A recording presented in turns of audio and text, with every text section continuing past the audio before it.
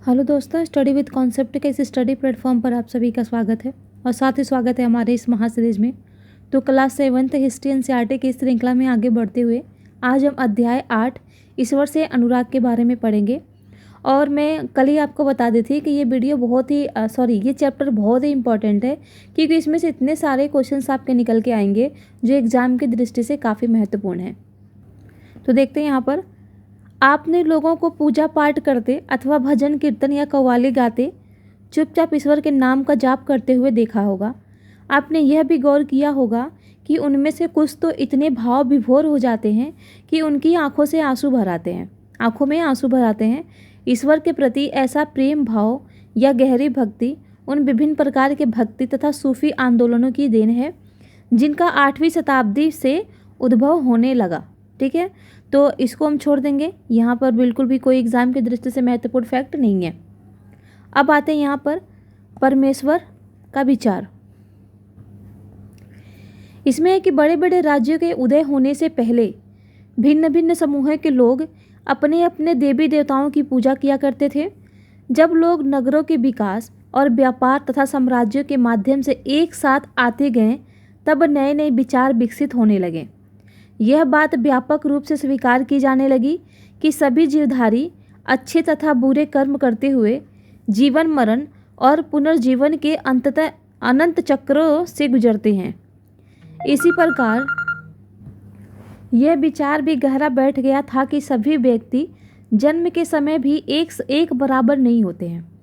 यह मान्यता कि सामाजिक विशेषाधिकार किसी उच्च परिवार अथवा ऊंची जाति में पैदा होने के कारण मिलते हैं कई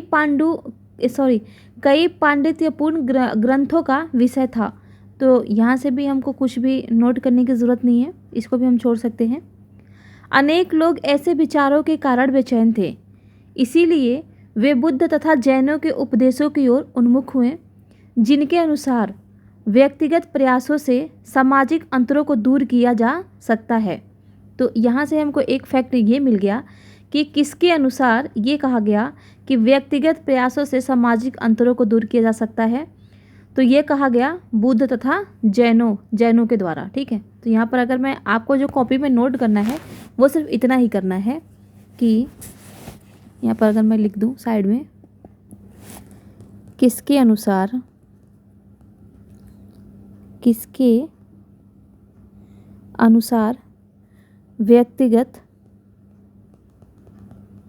व्यक्तिगत प्रयासों से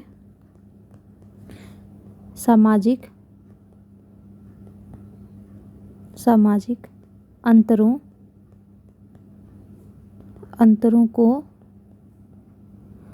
दूर किया जा सकता है। ठीक है, क्योंकि कभी कभी ना ये मिलान में दे देगा आपको, तो ये चीज़ आपको ध्यान रखनी है। तो किसके अनुसार, तो अभी हमने देखा यहाँ पर लिखा ही है, बुद्ध और जैनों के अनुसार।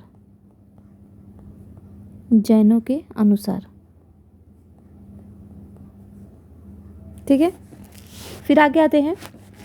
एक तो उन्होंने ये कहा कि व्यक्तिगत प्रयासों से सामाजिक अंतरों को दूर किया जा सकता है और पुनर्जन्म के चक्र से छुटकारा पाया जा सकता है। इसका मतलब कि ये पुनर्जन्म में भी विश्वास करते थे। ठीक है, यहाँ पर ये चीज़ तो यही दर्शा रही है ना। तो यूपीएससी में क्वेश्चन भी आया था कि बुद्ध और जैन धर्म पुनर्जन्म में विश्वास करते थे नहीं करते थे, इस तरीके का कोई क्वेश्चन था। जब हम लोग क्वेश्चन सॉल्व करेंगे तो उसको लेकर के आएंगे। ठीक है, तो ध्यान रहे आप लोगों को कि बुद्ध और जैन दोनों लोग पुनर्जन्म में विश्वास करते थे, क्योंकि अगर विश्वास नहीं करते तो छुटकारे की बात क्यों करते। ठीक है, तो इस प्रकार ये पुनर्जन्म में विश्वास करते थे। आगे कुछ अन्य लोग परमेश्वर संबंधी इस विचार से आकर्षित हुए कि यदि मनुष्य भक्ति भाव से परमेश्वर की शरण में जाए तो परमेश्वर व्यक्ति को इस बंधन से मुक्त कर सकता है। श्रीमद् भगवद गीता में व्यक्त यह विचार सामान्य सन की प्रारंभिक शताब्दियों में लोकप्रिय हो गया था। तो श्रीमद् भगवद गीता में क्या लिखा गया है, श्रीमद् भगवद गीता में यह लिखा गया है कि मनुष्य भक्ति भाव से परमेश्वर की शरण में जाए तो परमेश्वर व्यक्ति को इस बंधन से मुक्त कर सकता है। ठीक है, तो ये भी थोड़ा सा आप ध्यान में रख लेंगे, क्योंकि क्या पता यहाँ से भी स्टेटमेंट बन ही जाए। ठीक है, और यहाँ पर जिस बंधन की बात की जा रही है, ये पुनर्जन्म के चक्र की बात की जा रही है, पुनर्जन्म के चक्र की बात की जा रही है। इसी बंधन से मुक्ति की बात किया गया है इस भगवत गीता में, श्रीमद् भागवत गीता में, कि मनुष्य भक्ति भाव से परमेश्वर के शरण में जाएगा तो परमेश्वर व्यक्ति को ये जो पुनर्जन्म का चक्र है इससे मुक्त कर देंगे। यहाँ पर मैं नोट ही कर देती हूँ, आप लोग लिख लीजिएगा कॉपी में। श्रीमद् भगवत गीता, भगवत गीता क्या लिखा गया इसमें कि मनुष्य भक्ति भाव से परमेश्वर की शरण में जाए तो परमेश्वर व्यक्ति को पुनर्जन्म के चक्र से मुक्त कर देंगे, मुक्त कर देंगे। ठीक है, तो इतनी ये चीज़ आप ध्यान रखेंगे। आगे देखते हैं। विशद धार्मिक अनुष्ठानों के माध्यम से शिव, विष्णु तथा दुर्गा को परम देवी देवताओं के रूप में पूजा जाने लगा। ये हम लोग पिछले वीडियो में देख चुके थे। साथ साथ भिन्न भिन्न क्षेत्रों में पूजे जाने वाले देवी एवं देवों एवं देवियों को शिव, विष्णु या दुर्गा का रूप माना जाने लगा। इसी प्रक्रिया में स्थानीय मिथक तथा किस्से कहानियाँ पौराणिक कथाओं के अंग बन गए। पुराणों में पूजा की जिन पद्धतियों की अनुशंसा की गई थी उन्हें स्थानीय पंथों में भी अपनाया जाने लगा। आगे चलकर पुराणों में भी इस बात का उल्लेख किया गया कि भक्त भले ही किसी भी जाति पाति का हो, वह सच्चे भक्ति से ईश्वर की कृपा प्राप्त कर सकता है। तो देखिए अब यहाँ पर आ गया, ये चीज़ कहाँ पर लिखी गई है, ये कि भक्त किसी भी जाति पाति का हो वह सच्ची भक्ति से ईश्वर की कृपा प्राप्त कर सकता है। तो ये लिखा गया है पुराणों में। तो ये चीज़ भी आप ध्यान देंगे, क्योंकि वहाँ पर भी जैसे ये श्रीमद् भगवत गीता है ना, तो यहाँ पर क्या कर देगा, यहाँ पर क्या कर देगा, आपको पुराण कर देगा, और यहाँ पर श्रीमद् भगवत गीता कर देगा। तो आपको ध्यान रखना है कि कहाँ पर किस चीज़ के बारे में लिखी गई है। तो यहाँ पर भी अगर मैं साइड में लिख दूँ, आप लोगों को कंफ्यूज नहीं होना है। नोट्स बनाते हुए आपको इन्हीं पॉइंटों को नोट्स करते हुए चलना है। जितना यहाँ पर बताया जा रहा है उतना ही आप अपने नोट्सों में नोट करेंगे। तो पुराणों के अनुसार, पुराणों में क्या बताया गया कि व्यक्ति, या कह सकते हैं भक्त या मनुष्य, कुछ भी लिखिए, भक्त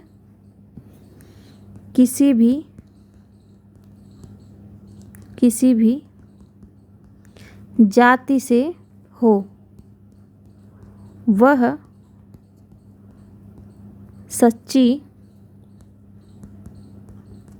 भक्ति से ईश्वर की कृपा प्राप्त कर सकता है, पुराणों में ये चीज़ लिखी गई है। तो ये आप लिख लेंगे कॉपी में। आगे है कि भक्ति की विचारधारा इतनी अधिक लोकप्रिय हो गई कि बौद्धों और जैन मतावलंबियों ने भी इन विश्वासों को अपना लिया। तो बस आपको यहाँ से ये चीज़ छोड़ देनी है। ठीक है, जो अंडरलाइन किया गया है उसी को आपको बस नोट डाउन करते हुए चलना है। अब यहाँ आते हैं, दक्षिण भारत में भक्ति का एक नया प्रकार नैनार और अलवार, ये मोस्ट इम्पॉर्टेंट अगर मैं कहूँ इस चैप्टर का जो पैराग्राफ है वो यही है, क्योंकि यहाँ से हर साल क्वेश्चंस पूछे जाते हैं, चाहे वो पीसीएस हो या यूपीएससी हो, क्वेश्चन आते ही आते हैं घुमा फिरा के। ठीक है, तो इसको आपको हल्के में नहीं लेना है, क्योंकि कन्फ्यूज़न यहीं से ज़्यादा होता है। तो देखते हैं, यहाँ है 7वीं से 9वीं शताब्दियों के बीच कुछ नए धार्मिक आंदोलनों का प्रादुर्भाव हुआ।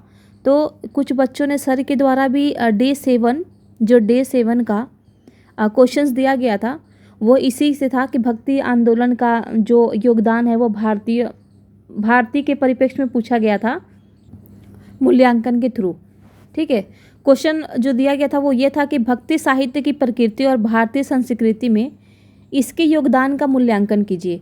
और काफ़ी बच्चों ने आंसर लिखा था और बहुत ही बढ़िया बढ़िया आंसर लिखा गया था। ठीक है, तो वो आंसर भी आप लोग देखा कीजिए। अगर आपको आंसर राइटिंग नहीं आ रही है तो आप लोगों की कॉपियों से सीखिए। कुछ बच्चे तो ऐसे हैं जिनको बेचारे को बिल्कुल कुछ भी नहीं आता, फिर भी वो आंसर राइटिंग करते हैं और धीरे धीरे करके और उनकी कॉपियों में हम लोग खुद देखते हैं कि वो बच्चा इंप्रूव करता है समय के साथ। तो आप भी आंसर राइटिंग कीजिए, डरिए मत। कुछ नहीं आ रहा है, पेन कॉपी उठाइएगा, जो समझ में आ रहा है वही लिखिए। नहीं आ रहा उस टॉपिक को पढ़िए, पढ़ने के बाद लिखिए, बट आंसर राइटिंग कीजिए, स्टॉप मत कीजिए। क्योंकि जब आपका प्री निकलेगा ना तो आप मेंस में कुछ नहीं कर पाएंगे। और आपको तो पता है कि कैसे घुमा घुमा के क्वेश्चन पूछा जाता है। और आप सभी को ये भी पता है कि कंपटीशन लेवल जो है वो बहुत टफ होता जा रहा है दिन पे दिन। पेपर भी आप देख रहे हैं, पेपर का पैटर्न कब बदल जाए, कैसे बदल जाए, क्योंकि बच्चे इतने एक्स्ट्रा माइंडेड होते जा रहे हैं कि उनको तो मतलब क्वेश्चन सामने आते ऐसा लगता है कि यार क्या पूछा आयोग ने।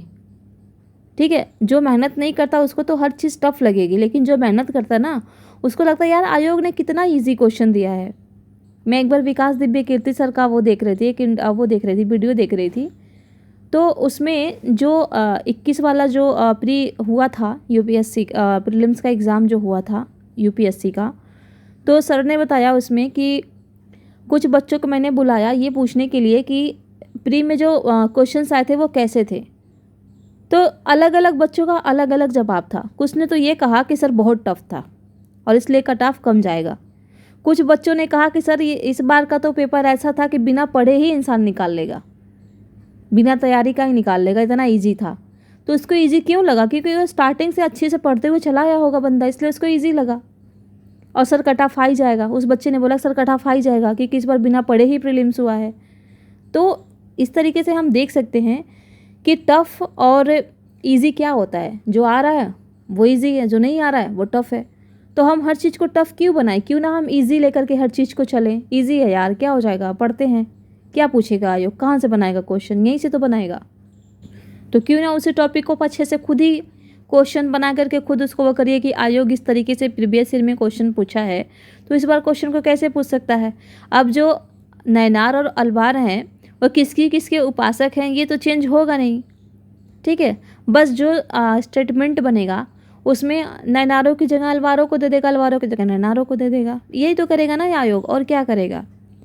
तो ये आप लोगों की जिम्मेदारी है कि आप लोग चीज़ों को कैसे लेकर के पढ़ते हैं, किस तरीके से पढ़ते हैं, क्या नज़रिया डेवलप करके पढ़ते हैं। ठीक है, तो फिर आते हैं यहाँ पर। इन आंदोलनों का नेतृत्व नैनारों जो शैव संत और अलवारों वैष्णव संत ने किया। अब देखिए, अब यहीं पर आपका एक क्वेश्चन मिल गया। यहाँ पर कह रहा है कि नैनार शैव संत थे और अलवार वैष्णव संत थे। ठीक है, तो ये ध्यान रखेंगे क्योंकि जब स्टेटमेंट बनाएगा ना आयोग यूपीएससी के प्री एग्ज़ाम में, तो वो क्या करेंगे कि जो नैनार है ना यहाँ पर अलवार कर देंगे कि अलवार शैव संत थे, और जो अलवार है यहाँ पर नैनार कर देंगे कि नैनार वैष्णव संत थे। तो आपको ध्यान देना है कि नैनार जो थे वो शैव संत थे और अलवार जो थे वो वैष्णव संत थे। नैनार आप थोड़ा सा ट्रिक लगा सकते हैं यहाँ पर कि शिव का तीसरा भी आँख था, और आपको सभी को पता है कि आँख का जो पर्यायवाची होता है वो क्या होता है, चक्षु, नयन, ये सब आँख का पर्यायवाची है। तो तीसरा नयन किनका था? तो वो शिव का था। तो इस तरीके से आप याद कर सकते हैं कि नैनार जो थे वो शिव के उपासक थे और अलवार जो थे वो विष्णु के उपासक थे। फिर है कि ये संत सभी जातियों के थे जिनमें पुलया, पनार जैसे अस्पृश्य समझे जाने वाले जातियों के लोग भी शामिल थे। यानी ये कहा जा रहा है कि जो नैनार और अलवार थे इनमें ऐसा नहीं कि केवल यही जो संत थे यही शामिल थे, इसमें पुलया और पनार जैसे अस्पृश्य समझे जाने वाली जातियां भी शामिल थीं। ठीक है, तो ये भी स्टेटमेंट आपको यूपीएससी में दे देगा। सबसे पहले तो आपको यही समझना है कि पुलैया और पनार क्या थे। पुलैया और पनार क्या थे? तो ये एक जाति थी। ठीक है, अस्पृश्य समझे जाने वाली जाति थी। तो अगर मैं यहाँ पर लिखूँ पुलैया और पनार का संबंध था, किससे था? तो ये अस्पृश्य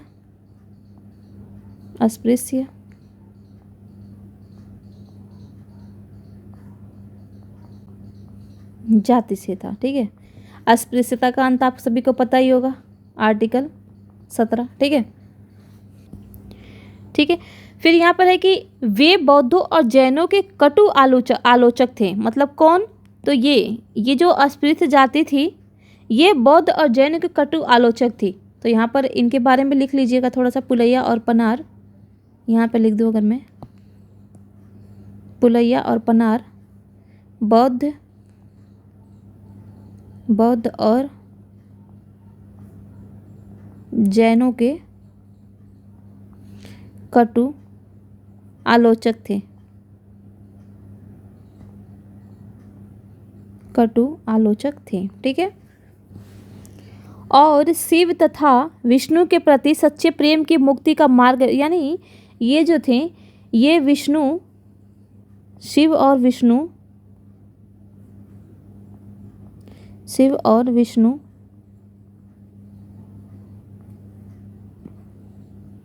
के प्रति सच्चे प्रेम को मुक्ति का मार्ग बताते थे। मुक्ति का मार्ग बताते थे। कौन? तो ये जो अस्पृश्य जाति से संबंधित थे, ये पुलैया और पनार, ये शिव और विष्णु के प्रति सच्चे प्रेम को मुक्ति का मार्ग बताते थे। यहाँ पर ये भी अंडरलाइन कर देती हूँ मैं। आगे है, उन्होंने संगम साहित्य और सामान्य सन यानी ईसवी सन की प्रारंभ। अच्छा, ये संगम साहित्य के बारे में बोला। संगम साहित्य में समाहित प्यार और शूरवीरता के आदर्शों को अपनाकर भक्ति के मूल्यों में उनका समावेशन किया। नैनार और अलवार घुमक्कड़ साधु संत थे। अब देखिए एक चीज़ यहाँ पर आपको एक फैक्ट और मिल गया कि नैनार और अलवार घुमक्कड़ साधु संत थे। अगर ये आपका आ जाता, अगर आप यहाँ पर नहीं पढ़े होते तो आप इस चीज़ को, इस शब्द को पढ़ के आप क्या करते, उसको गलत कर देते कि घुमक्कड़ साधु संत कैसे होंगे। भाई घुमक्कड़ ही होंगे ना, क्योंकि इधर उधर जा करके मांग करके वो खाते थे। ठीक है, जैसे कि बौद्ध जैन भिक्षु भी हैं, तो वो क्या करते हैं कि धन के संचय पर या संपत्ति के संचय पर प्रतिबंध लगाते हैं। वो भिक्षा इस गांव में उस गांव में जा करके भिक्षा ले करके ही मतलब खाते हैं। तो ये जो नैनार और अलवार थे ये भी उसी तरह के साधु संत थे। ये भी भिक्षा के ऊपर ही मतलब रहते थे। हालांकि ये शब्द यहाँ पर ठीक नहीं लग रहा है, घुमक्कड़। यहाँ पर लिख सकता था कि नैनार और अलवार एक स्थान से दूसरे स्थान पर जाने वाले साधु संत थे। ठीक है, वे जिस किसी स्थान या गांव में जाते थे वहाँ के स्थानीय देवी देवताओं की प्रशंसा में सुंदर कविताएं रचकर उन्हें संगीतबद्ध कर दिया करते थे। तो यहाँ से सिर्फ जो अंडरलाइन किया हुआ है वही चीज़ आपके लिए इम्पॉर्टेंट है, अदर जो छोड़ा गया है वो आप छोड़ देंगे। अब आगे आते हैं नैनार और अलवार। कुल मिलाकर 63 नैनार ऐसे थे जो कुम्हार, अस्पृश्य जाति, कामगार, किसान, शिकारी, सैनिक, ब्राह्मण और मुखिया जैसी अनेक जातियों में पैदा हुए थे। ठीक है, उनमें सर्वाधिक प्रसिद्ध थे अप्पार, संबंदर, सुंदरार और माणिक्य वसागार। उनके गीतों के 2 संकलन हैं, तेवरम और तिरुवाचकम। अब देखिए कितना मतलब इम्पॉर्टेंट पैराग्राफ है ये, इसमें से भी कई सारे क्वेश्चंस बनेंगे, वो भी आपको दिखाते हैं कैसे बनेंगे। फिर है अलवार संत संख्या में 12 थे। वे भी भिन्न भिन्न प्रकार की पृष्ठभूमि से आए थे। उनमें से सर्वाधिक प्रसिद्ध थे पेरिया अलवार, उनकी पुत्री अंडाल। फिर है कि तुंडर डिप्पोड़ी अलवार और नम्मालवार। थोड़ा सा शब्दावली शब्द का उच्चारण सही से नहीं हो पा रहा है, आप लोग पढ़ लीजिएगा। उनके गीत दिव्य प्रबंधम में संकलित हैं। तो सबसे पहले तो आप यही ध्यान रखेंगे कि नैनार कितने थे और अलवार कितने थे। यूपीएससी क्या करेगा कि जो यहाँ पर नैनारों की संख्या है ना ये 63, यहाँ पर अलवारों की संख्या डाल देगा और यहाँ पर नैनारों की संख्या डाल देगा। और इसी एक मतलब हेर फेर की वजह से आपका एक क्वेश्चन गया काम से। तो ये चीज़ बहुत ही इंपॉर्टेंट है, इसको आप ध्यान देंगे कि 63 जो थे वो नैनार संत थे और 12 जो थे वो अलवार संत थे। दूसरा क्वेश्चन आपका ये बनेगा, अप्पार, संबंदर, सुंदरार और माणिक वसागार का संबंध किससे था? तो ये था नैनारों से, नैनार संतों से। तीसरा क्वेश्चन आपका ये बनेगा कि तेवरम और तिरुवाचकम किन लोगों से संबंधित था, तो ये भी नैनारों से संबंधित था। तेवरम और तिरुवाचकम का संबंध किससे है, तो ये क्या है, नैनारों के गीतों के 2 संकलन हैं। तो यहाँ से 3-4 क्वेश्चंस बन रहे हैं। अगर मैं यहाँ पर साइड में लिख दूँ इनके बारे में तो पढ़ना और आसान हो जाएगा। तो यहाँ पर सबसे पहले हम लेते हैं नैनार को। नैनार, इसमें 63 संत थे, 63 संत थे। दूसरा अगर आपको मैं बताऊँ यहाँ पर, तो दूसरा आप ये लिखेंगे कि अपार संबंदर और सुंदरार और माणिक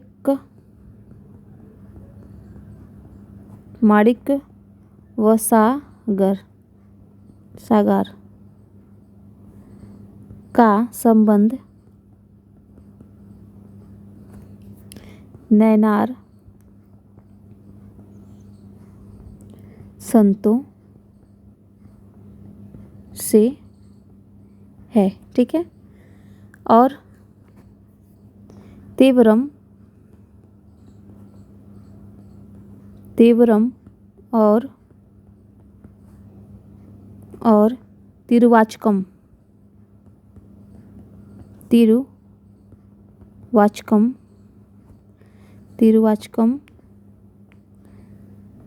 नैनारों के गीत हैं। ठीक है। फिर अगर मैं अलवारों के बारे में लिखूं, अलवार,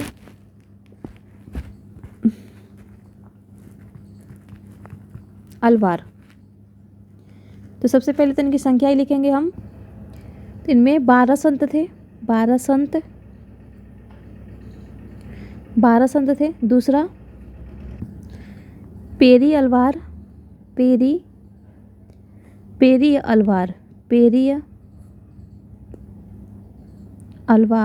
और अंडाल, ध्यान रखेंगे ये महिला थी, फीमेल। ठीक है। अंडाल, अलवार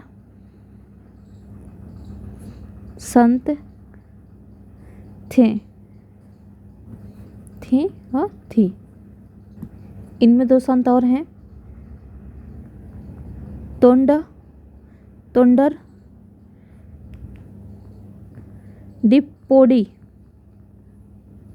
डिप्पोडी और नम्मालवार।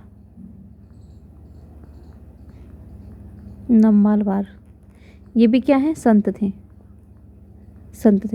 तो यहाँ से क्वेश्चन ना, ये जो शब्दावली है ना, ये आपको कहीं देखने को नहीं मिलेगा, ओनली एनसीईआरटी में ये चीज़ मिलेंगी आपको, और क्वेश्चंस यहीं से बनते हैं। अब बताइए, ये सब चीज़ें अगर आप याद नहीं करेंगे और आपका आ जाएगा पेपर में, तो आप कहेंगे यार बहुत टफ पेपर आया था। ठीक है। तो आप इसको अच्छी से कई बार, एक बार में याद नहीं हो रहा तो इसको 3-4 बार पढ़िए, बट इसको पढ़िए ज़रूर। ये सारी चीज़ें बहुत ही इंपॉर्टेंट है।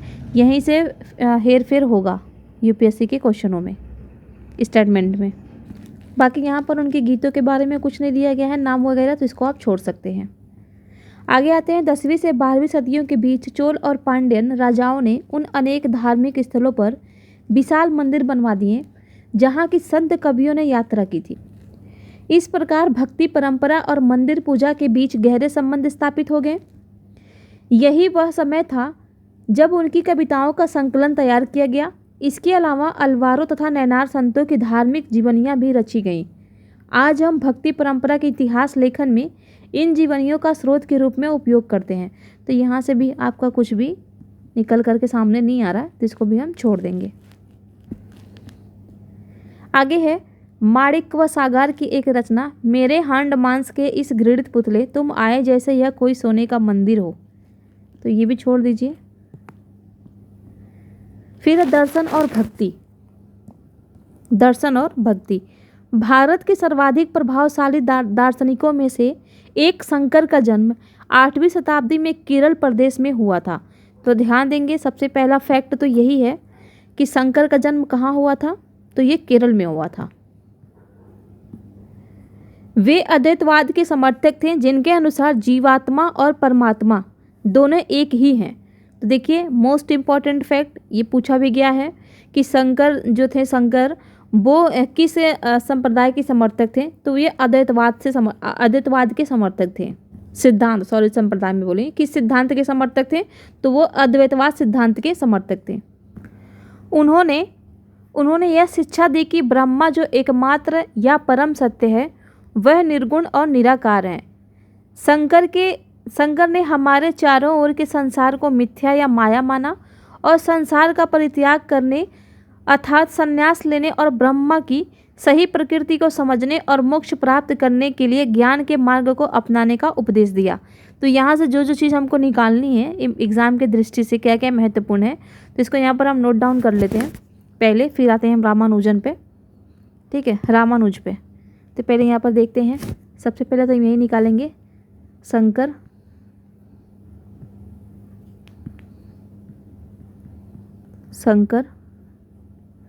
का जन्म कहाँ हुआ था, ये हुआ था केरल में। दूसरा अद्वैतवाद के समर्थक थे। इनके अनुसार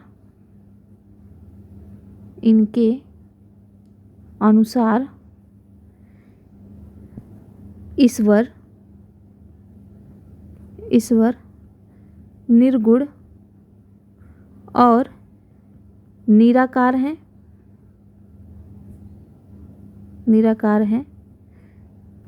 और इन्हीं के अनुसार जीवात्मा और परमात्मा एक है, यानी इनका अलग अलग अस्तित्व नहीं है, ये एक ही है। अद्वैत का मतलब ही होगा ना कि वो मतलब खंडन पे वो नहीं कर रहे हैं, दो पे ये विश्वास नहीं कर रहे हैं, कह रहे हैं कि एक ही है, इसलिए लगा है। अद्वैत, शुद्धाद्वैतवाद, विशिष्टाद्वैतवाद, द्वैतवाद, अद्वैतवाद, ये सारे सिद्धांत हैं। इसके कौन कौन से समर्थन है कि इससे हमेशा क्वेश्चन पूछता रहता है। ठीक है, जैसे कि शुद्धाद्वैतवाद, तो शुद्धाद्वैतवाद के कौन है, तो वो हैं वल्लभाचार्य हैं शुद्धाद्वैतवाद का। विशिष्टाद्वैतवाद का ये रामानुज ही हैं। फिर आपका दे देगा इसका द्वैतवाद के जो हैं वो माधव हैं। ऐसे करके 6 सिद्धांत हैं, उन 6 के अलग अलग नाम हैं। तो एक बार गूगल पर सर्च करके आप लिख लीजिएगा, वो अलग अलग सिद्धांत से प्रभावित हैं। अब यहाँ आते हैं कि रामानुज 11वीं शताब्दी में तमिलनाडु में पैदा हुए। देखिए अब यहाँ पर एक फैक्ट ये मिल गया आपको। इससे क्या होता है ना कि जब यूपीएससी आयोग द्वारा क्वेश्चन बनाया जाता है तो एनसीईआरटी से भी जब क्वेश्चन उठते हैं तो पैराग्राफ को वो देखते हैं। जैसे कि अब यहाँ है कि शंकर का जन्म कहाँ हुआ था, केरल में हुआ था, और यहीं इनको मिल रहा है कि रामानुजन का जन्म हुआ था तमिलनाडु में। तो शंकर को क्या करेंगे, ये ला देंगे तमिलनाडु में, और तमिलनाडु में और रामानुजन को कर देंगे केरल में। ऐसे चेंज कर देंगे और बच्चे क्या होगा, कंफ्यूज जाता है और वो क्वेश्चन गलत हो जाता है। तो यही सारी चीज़ें आपको पकड़ के चलनी है यहाँ पे। आगे है, वे विष्णु भक्त अलवार संतों से बहुत प्रभावित थे। कौन, तो रामानुज। उनके अनुसार मोक्ष प्राप्त करने का उपाय विष्णु के प्रति अनन्य भक्ति भाव रखना है। भगवान विष्णु की कृपा दृष्टि से भक्त उनके साथ एकाकार होने का परमानंद प्राप्त कर सकता है। रामानुज ने विशिष्टाद्वैत के सिद्धांत को प्रतिपादित किया। देखिए कितना बढ़िया यहाँ पर फैक्ट दिया हुआ है, जिसके अनुसार आत्मा परमात्मा से जुड़ने के बाद भी अपनी अलग सत्ता बनाए रखते। देखिए यहाँ पर इन्होंने चेंज कर दिया। इन्होंने कहा, शंकर देव ने कहा कि जो जीवात्मा वो क्या बोलते हैं, जीवात्मा है और परमात्मा है वो एक ही हैं। लेकिन यहाँ पर ये कहें कि आत्मा और परमात्मा अलग अलग है। ये कह रहे हैं कि जुड़ने के बाद भी अपनी अलग सत्ता बनाए रखते हैं। ये कह रहे हैं कि हाँ ठीक है, जुड़ते तो हैं लेकिन ये अलग अलग अपनी सत्ता बनाए रखते हैं। अगर मैं आपको अगर मैं लोकल लैंग्वेज में समझाऊं तो शंकर देव का कहना है कि जैसे एक बॉल है, ठीक है, बाउल है, एक कटोरा है और उसमें आइसक्रीम रखी हुई है। तो जब आइसक्रीम पिघलेगा तो एक ही में मिक्स हो जाएगा। तो ये कह रहे हैं कि एक ही है। अब चाहे वो वनीला का हो या केसर का हो, कोई भी आइसक्रीम हो, वो एक ही में मिक्स हो जाएगा। लेकिन ये कह रहे हैं, रामानुज कह रहे हैं कि ठीक है, एक बॉल है, उसमें ये सलाद की बात कर रहे हैं, ठीक है, कि टमाटर है, खीरा है, गाजर है, प्याज है, ये सब हैं सलाद, एक में मिक्स करके हम खाते हैं, लेकिन इनकी अलग अलग पहचान है। तो ये यही बताना चाह रहे हैं, ठीक है। कह रहे हैं एक में मिलते तो हैं, लेकिन इनकी पहचान अलग अलग होती है। अब टमाटर है तो टमाटर को टमाटर ही कहेंगे, खीरा है तो खीरे को खीरा ही तो कहेंगे ना। तो ये इस पे बल देते हैं। और ये हैं, ये आइसक्रीम की तरह बोल रहे हैं कि नहीं, सब एक में मिल जाते हैं। रामानुज के सिद्धांत ने भक्ति की नई धारा को बहुत प्रेरित किया, जो परवर्ती काल में उत्तरी भारत में विकसित हुई। तो यहाँ पर इसको भी हम नोट डाउन कर लेते हैं, ठीक है। ये भी ध्यान रखेंगे कि विष्णु अलवार संतों से बहुत प्रभावित हुए थे, ठीक है। तो यहाँ पर अगर मैं लिखूँ इनके बारे में, रामानुज के बारे में, रामानुज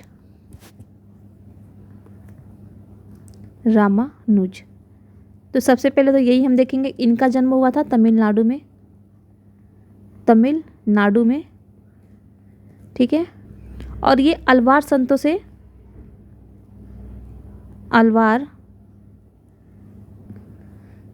से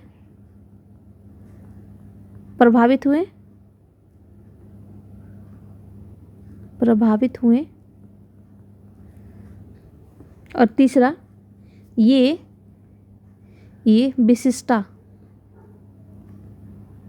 विशिष्टा द्वैतवाद सिद्धांत के प्रतिपादक थे। और देख लेते हैं, एक और है यहाँ पर कि आत्मा परमात्मा से जुड़ने के बाद भी अपनी अलग सत्ता बनाए रखती है। आगे देखते हैं, बसवन्ना का वीरशैववाद। इसमें है कि हमने पहले पढ़ा कि तमिल भक्ति आंदोलन और मंदिर पूजा के बीच क्या संबंध थे। इसके परिणाम स्वरूप जो प्रतिक्रिया हुई वह बसवन्ना और अल्लामा प्रभु और अक्का महादेवी जैसे उनके साथियों द्वारा प्रारंभ किए गए वीरशैववाद आंदोलन में स्पष्टता दिखाई देती है। यह आंदोलन 12वीं शताब्दी के मध्य में कर्नाटक में प्रारंभ हुआ था।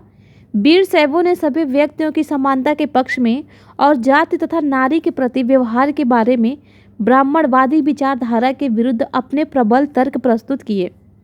इसके अलावा वे सभी प्रकार के कर्मकांडों और मूर्ति पूजा के विरोधी थे।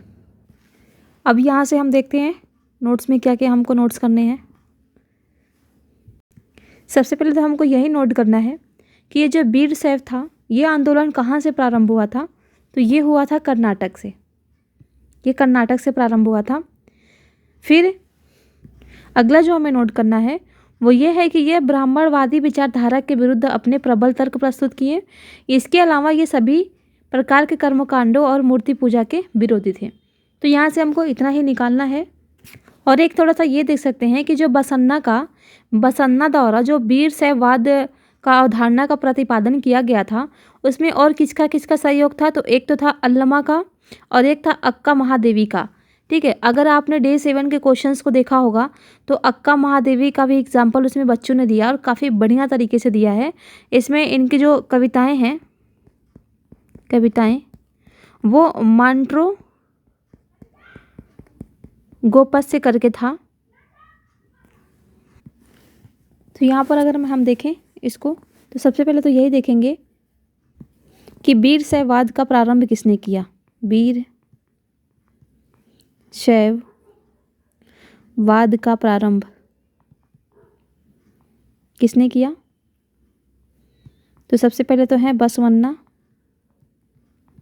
बसवन्ना, फिर हैं आपके अल्लमा प्रभु और अक्का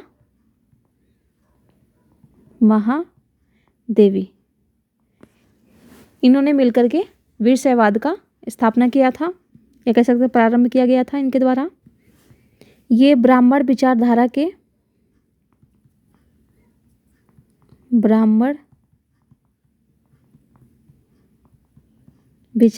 के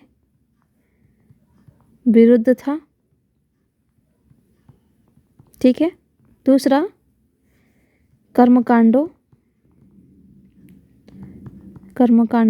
और मूर्ति पूजा का विरोध करता था। ठीक है। तो इतनी चीजें आपको नोट करनी है।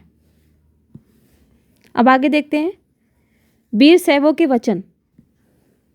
नीचे कुछ वचन या कथन दिए गए हैं जो बसवन्ना के बताए जाते हैं। धनवान लोग शिव के लिए मंदिर बनाते, मैं एक गरीब आदमी क्या करूँगा, मेरी टांगे खंभे छोड़ दीजिए, ये कुछ भी इंपॉर्टेंट नहीं है। ठीक है। महाराष्ट्र के संत, अब इसको देखते हैं। 13वीं से 17वीं शताब्दी तक महाराष्ट्र में अनेकानेक संत कवि हुए जिनके सरल मराठी भाषा में लिखे गए गीत आज भी जन मन को प्रेरित करते हैं। उन संतों में सबसे महत्वपूर्ण थे ज्ञानेश्वर, नामदेव, एकनाथ और तुकाराम। ये भी जिन बच्चों ने मैपिंग के थ्रू दिखाया है उसमें, तो इन सारे का नाम लिखा है बच्चों ने वहाँ पर मैपिंग में, जो डे 7 का आंसर था उसमें। तो यहाँ से अगर ये सारी चीज़ें आप पढ़ते ना, तो एग्जाम्पल्स जो देते हैं ना अपने आंसर को वेरीफाई करने के लिए, वो सारी चीज़ें आपको यहीं से मिलती हैं।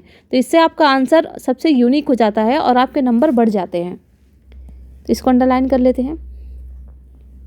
फिर आगे है, तथा सखुबाई जैसी स्त्रियां तथा चोखा मिट्ठा का परिवार जो अस्पृश्य समझे जाने वाली महार जाति का था। भक्ति की यह क्षत्रिय परंपरा पड़पुर में विट्ठल पर और जनमन के हृदय में विराजमान व्यक्तिगत देव ईश्वर संबंधी विचारों पर केंद्रित था। तो देखिए कितना बढ़िया यहाँ से पॉइंट्स मिला है एग्जाम्पल के तौर पर, जो भारतीय संस्कृति में भक्ति साहित्य का योगदान पूछा है। तो एक हेडिंग आप यहाँ से ये भी डाल सकते हैं, हालांकि बच्चों ने यूज़ भी किया है इस हेडिंग को, क्षेत्रीय भाषा को प्रोत्साहन। उसमें क्या आप ये दिखा नहीं सकते कि इनके द्वारा क्या क्या किया गया, आराम से दिखा सकते हैं कि इनके द्वारा महत्वपूर्ण योगदान दिया गया क्षेत्रीय भाषा को बढ़ावा देने में। बाकी आप तुकाराम, ज्ञानेश्वर, नामदेव, एकनाथ करके आप लिख सकते थे कि मराठी भाषा में इन्होंने कविताएं लिखी, मराठी भाषा में। अब इतने लोग लिख रहे हैं, कई कविताएं लिखे होंगे ये सारे लोग मिलके, तो कितना बढ़िया यहाँ पर अपने एक फैक्ट को आप डाल सकते हैं एग्जाम्पल के साथ। दूसरा फैक्ट यहाँ से आप ये निकाल सकते हैं, विट्ठल का संबंध किससे था, तो विष्णु का एक रूप ही विट्ठल था। और यहाँ पर देखिए मोस्ट इंपॉर्टेंट फैक्ट है कि क्षेत्रीय भाषा के प्रसार में महिलाओं ने भी बखूबी अपनी भूमिका निभाई थी। तो क्या आप यहाँ पर नहीं डाल सकते थे कि महिला सशक्तिकरण,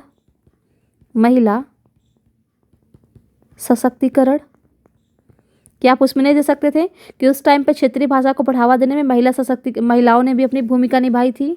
ठीक है। तो यहाँ पर एक एग्जाम्पल ये डाल सकते थे, और ये सारे पॉइंट्स ऐड करने से आपके नंबर बढ़ जाते हैं।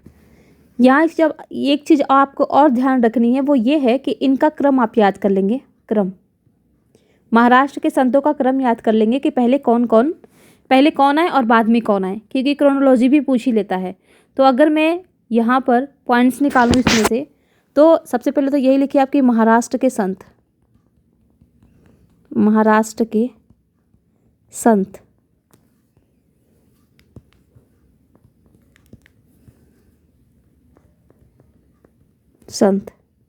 क्रमानुसार,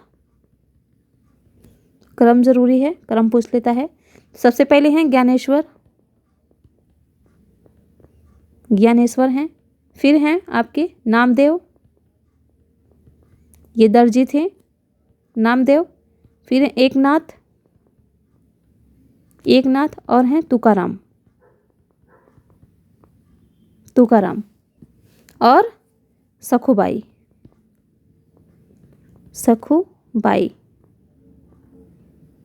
ये फीमेल थी। ठीक है। तो ये क्रम आप याद रखेंगे। सबसे लास्ट में महिला ही थी। दूसरा आप लिखेंगे विट्ठल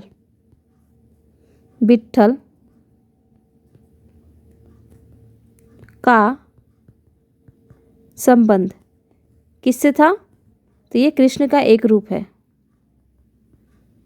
सॉरी विष्णु का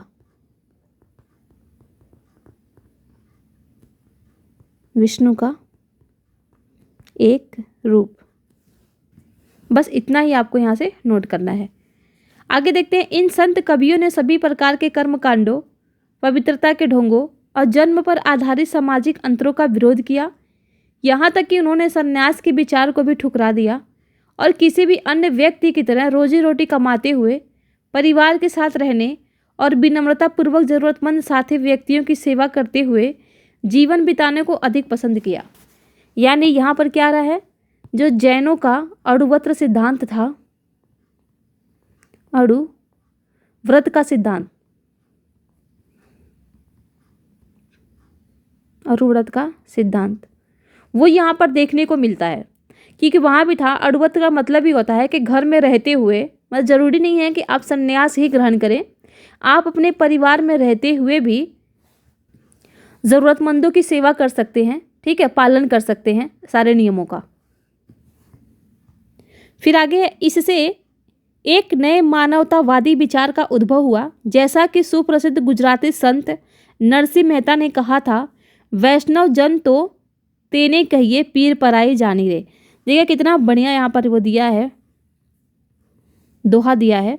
आप इसको याद कर लेंगे, क्योंकि कभी कभी ना कोटेशन कोई ऐसे वगैरह आता है भक्ति साहित्य को लेकर के कि इसका भारतीय साहित्य में, संस्कृति में योगदान कैसे रहा, तो आप इस चीज़ से भी आप स्टार्टिंग कर सकते हैं बहुत ही बढ़िया तरीके से। बहुत ही दमदार होगा आपका स्टार्टिंग, आप यहाँ से भी स्टार्टिंग कर सकते हैं। तो ये आप ध्यान रखेंगे कि किसके द्वारा ये कहा गया था और ये कहाँ के संत थे। तो ये गुजराती संत थे नरसिंह मेहता, ठीक है। मराठी संत कौन कौन से ये भी आप देख लेंगे। मराठी संतों में क्या होगा ना कि नरसिंह मेहता को भी उनमें दे देगा और फिर आपसे बोल देगा कि इसको क्रमानुसार चाहिए, तो आपको या फिर कहेगा कि ये इनमें से निम्नलिखित में से कौन मराठी संत थे, तो आपको लगेगा कि सभी थे, लेकिन सभी नहीं रहेंगे, उनमें बीच में नरसिंह मेहता डाल देगा। आपको ध्यान रखना है कि जो नरसिंह मेहता थे वो गुजराती संत थे, ना कि मराठी। नीचे आते हैं, सामाजिक व्यवस्था पर प्रश्न चिन्ह। यह संत तुकाराम का एक अभंग मराठी भक्ति गीत है। जो दिन दुखियों पीड़ितों को अपना समझता है वही संत है, क्योंकि ईश्वर उसके साथ है, ठीक है। तो ये सब आपको पढ़ने की जरूरत नहीं है, बस इतना ध्यान रखना है कि अभंग क्या है। अभंग का संबंध किससे है, किससे है, तो ध्यान देंगे। अभंग का संबंध है मराठी भक्ति गीत से, दूसरा बन जाएगा कि मराठी भक्ति गीत, मराठी भक्ति गीत अभंग किसकी रचना है, या कह सकते किसका गीत है, किसका भक्ति गीत है, भक्ति गीत है। तो ये किसका है, तो ये है तुकाराम का, तुकाराम का। यहाँ चोखा मिट्ठा के पुत्र द्वारा रचित एक अभंग दिया जा रहा है, ठीक है, ये भी छोड़ दीजिए। अब आते हैं नाथपंथी सिद्ध और योगी, इसके बारे में पढ़ते हैं। इस काल में अनेक ऐसे धार्मिक समूह उभरे जिन्होंने साधारण तर्क वितर्क का सहारा लेकर रूढ़िवादी धर्म के कर्मकांडों और अन्य बनावटी पहलुओं तथा समाज व्यवस्था की आलोचना की। उनमें नाथपंथी सिद्धाचार और योगी जन उल्लेखनीय हैं। उन्होंने संसार का परित्याग करने का समर्थन किया। उनके विचार से निराकार परम सत्य का चिंतन मनन और उसके साथ एक हो जाने की अनुभूति ही मोक्ष का मार्ग है। इसके लिए उन्होंने योगासन, प्राणायाम और चिंतन मनन जैसी क्रियाओं के माध्यम से मन एवं शरीर को कठोर प्रशिक्षण देने की आवश्यकता पर बल दिया।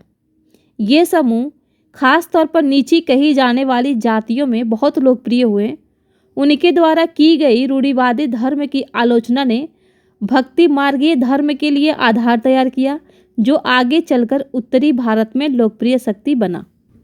तो यहाँ पर आपको सिर्फ एक फैक्ट याद रखना है कि जो नाथपंथी विचारधारा है वह नाथ पंथ जो विचारधारा है वह योगासन, प्राणायाम और चिंतन मनन जैसी क्रियाओं के माध्यम से क्या करता है, मोक्ष की प्राप्ति के मार्ग को बताता है। तो यहाँ पर आपको सिर्फ इतना लिखना है कि नाथपंथी विचारधारा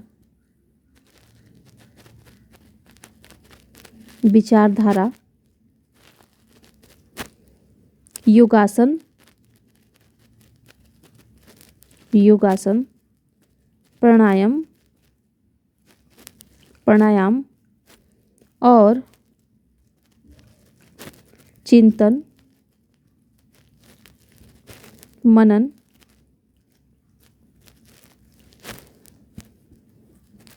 तथा शरीर को कठोर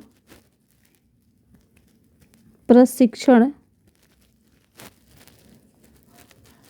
पर बल देने को मोक्ष का मार्ग बताता है। मोक्ष का मार्ग बताता है।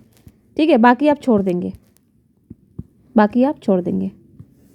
अब देखते हैं इस्लाम और सूफी मत।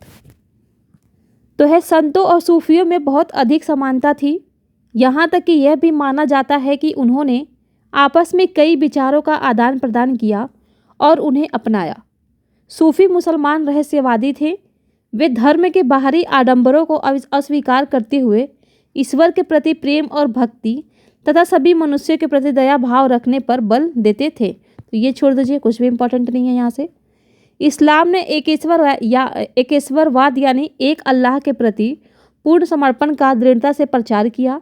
उसने मूर्ति पूजा को अस्वीकार कर दिया और उपासना पद्धतियों को सामूहिक प्रार्थना नमाज का रूप देकर उन्हें काफ़ी सरल बना दिया। साथ ही मुस्लिम विद्वानों उलेमा ने शरीयत नाम से एक धार्मिक कानून बनाया। सूफी लोगों ने मुस्लिम धार्मिक विद्वानों द्वारा निर्धारित विशुद्ध कर्मकांड और आचार संहिता को बहुत कुछ अस्वीकार कर दिया। वे ईश्वर के साथ ठीक उसी प्रकार जुड़े रहना चाहते थे जिस प्रकार एक प्रेमी दुनिया की परवाह किए बिना अपनी प्रियतमा के साथ जुड़े रहना चाहता है। तो देखिए, यहाँ से सिर्फ आपको एक चीज़ ध्यान रखनी है कि उलेमा कौन होते थे, तो मुस्लिम विद्वान होते थे। ठीक है, बाकी किसी भी काम का नहीं है। ठीक है, बाकी आप छोड़ सकते हैं। यहाँ है, संत कवियों की तरह सूफी लोग भी अपनी भावनाओं को व्यक्त करने के लिए काव्य रचना किया करते थे। गद्य में एक विस्तृत साहित्य तथा कई किस्से कहानियाँ इन सूफी संतों के इर्द गिर्द विकसित हुई। मध्य एशिया के महान सूफी संतों ने गज्जाली, रूमी और सादी के नाम से उल्लेखनीय हैं। नाथपंथियों, सिद्धों और योगियों की तरह सूफी भी यही मानते थे कि दुनिया के प्रति अलग नज़रिया अपनाने के लिए दिल को सिखाया पढ़ाया जा सकता है। उन्होंने किसी औलिया या पीर को देख रेख में जिक्र, चिंतन, समा, ये सब मतलब है, समा का मतलब गाना, रक्स, नृत्य चर्चा, सांस पर नियंत्रण आदि के जरिए प्रशिक्षण की विस्तृत रीतियों का विकास किया। इस प्रकार सूफी उस्तादों की पीढ़ियों सिलसिलाओं का प्रादुर्भाव हुआ। इनमें से हर एक सिलसिला निर्देशों व धार्मिक क्रियाओं का थोड़ा बहुत अलग तरीका अपनाती थी। अब यहाँ से हमको क्या क्या नोट करने हैं। एक तो ये कि गज्जाली, रूमी और सादी, इनका संबंध किससे था, तो ये सूफी संत थे। ठीक है, ये करना है। एक तो जिक्र का मतलब होता है नाम जपना, चिंतन समा का मतलब होता है गाना और रक्स का मतलब होता है नृत्य। बस ये आपको यहाँ से फैक्ट निकालने हैं। तो यहाँ पर अगर मैं लिख दूँ गज्जाली,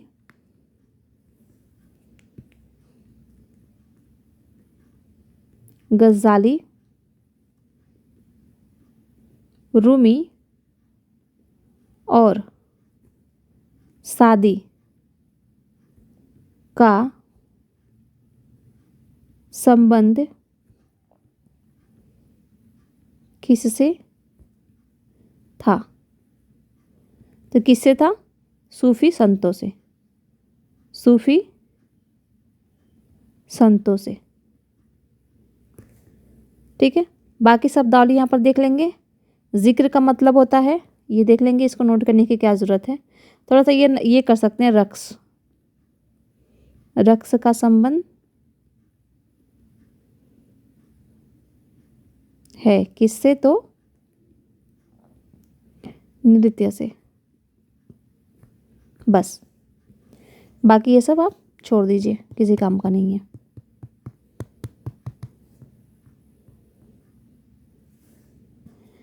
फिर एक 11वीं शताब्दी से अनेक सूफी जन मध्य एशिया में आकर हिंदुस्तान में बसने लगे। दिल्ली सल्तनत की स्थापना के साथ यह प्रक्रिया उस समय और भी मजबूत हो गई जब उपमहाद्वीप में सर्वत्र बड़े बड़े अनेक सूफी केंद्र विकसित हो गए।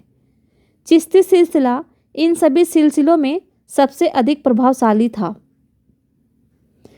इसमें औलियाओं की एक लंबी परंपरा थी, जैसे अजमेर की ख्वाजा मोइनुद्दीन चिश्ती, दिल्ली के कुतुबुद्दीन बख्तियार काकी, पंजाब के बाबा फरीद, दिल्ली के ख्वाजा निज़ामुद्दीन औलिया और गुलबर्ग के बंदा नवाज सिगुदराज।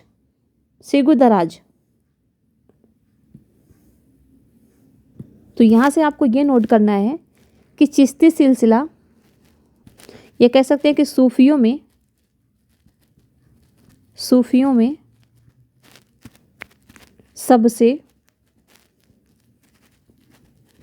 सबसे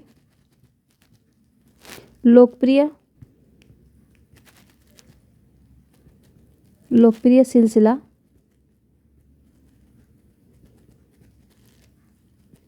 था।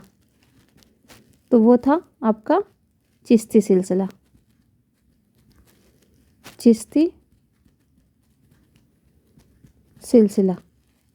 इससे संबंधित लोगों को देख लेंगे। चिश्ती सिलसिला से संबंधित लोग, सबसे पहले तो ये देखेंगे, यहाँ पर लिख लेंगे आप, एक तो ख्वाजा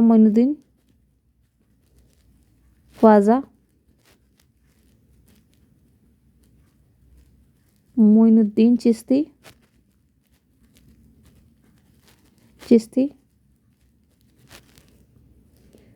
फिर दूसरा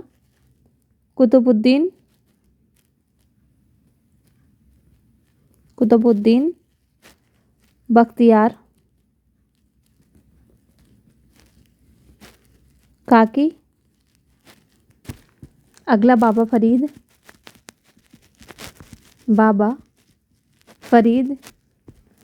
निज़ामुद्दीन औलिया और बंदा नवाज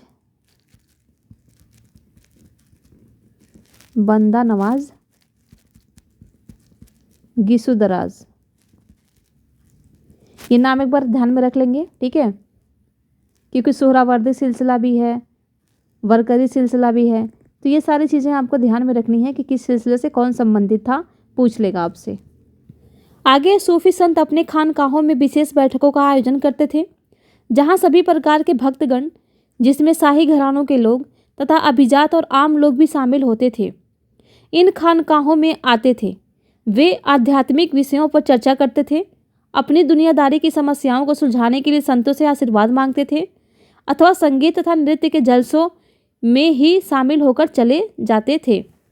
तो मोस्ट इम्पॉर्टेंट फैक्ट है, और यहाँ से यूपीएससी में क्वेश्चन आ भी चुका है, ठीक है, कि खानका क्या होता था, तो आप बताया गया है, ठीक है। और इसमें केवल ये दिया गया था कि इसमें केवल धार्मिक जो चर्चाएं थी वो होती थी। तो यहाँ पर आप देख सकते हैं, वहाँ पर यह दिया है कि केवल धार्मिक चर्चाएं होती थी, लेकिन यहाँ पर देख सकते हैं आध्यात्मिक, दुनियादारी, समस्या, सारी चीज़ों की यहाँ पर चर्चाएं होती थी। तो ये आपके लिए मोस्ट इम्पॉर्टेंट पैराग्राफ है ये आपके लिए, ठीक है। सूफी संत खानकाह क्या होता था, ध्यान देंगे। सूफी संत बैठकों का जहाँ आयोजन होता था उसी को हम खानकाह कहते थे। इसमें क्या होता था, तो इसमें चर्चाएं होती थी, किस पे, आध्यात्मिक विषयों पर, दुनियादारी की समस्याओं आदि पर। तो यहाँ अगर यहाँ पर मैं नोट करूँ तो खानकाह, जिसे यहाँ पर दिया भी है, खानकाह सूफी संस्था जहाँ सूफी संत अक्सर रहते भी हैं। और अगर यहीं से मैं और चीज़ यहाँ पर ऐड करूँ तो हो जाएगा यहाँ सूफी संतों द्वारा विशेष बैठकों का आयोजन होता था। ठीक है। दूसरा, इसमें